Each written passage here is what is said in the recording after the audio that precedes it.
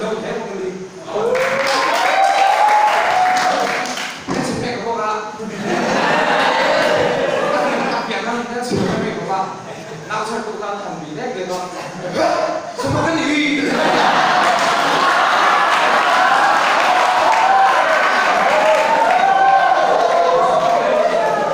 tại sao lại nhìn thấy mẹ nó có các bạn chú bị vơi rồi con đừng vơi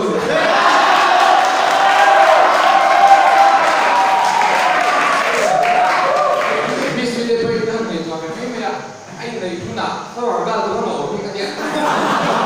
đi ra ba nó khôn rồi tất cả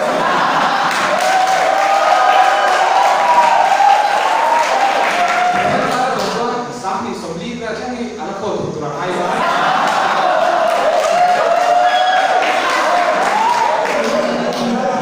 tôi làm mình cái đấy là các thầy người các câu là đây là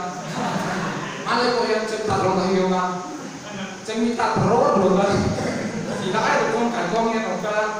cải con cho thí dụ hắn sẽ bung cả hốc mẹ thì ở trong đó một phòng sáng nay em còn tưởng tổng đất mẹ sáng nay vài lần nghe nó mà là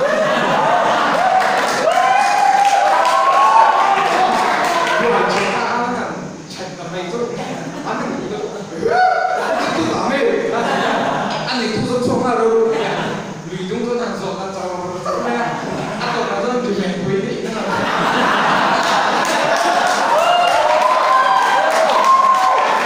thì mẹ quý do ăn do ta pi hay ta gì đấy thì mẹ quý do ăn thật cái gì cái gì đấy ăn do thời gian pi ta thì đâu vô thì mình vào nó cái gì đâu bây giờ chú ăn hàng cá khởi của các mẹ ăn lên chuẩn ăn rất là nhiều ăn gì à ăn hàng cá liệt của phòng không chú vì mình thấy là ông thằng đấy rồi mình phân xử lý rồi mình tập các bạn rồi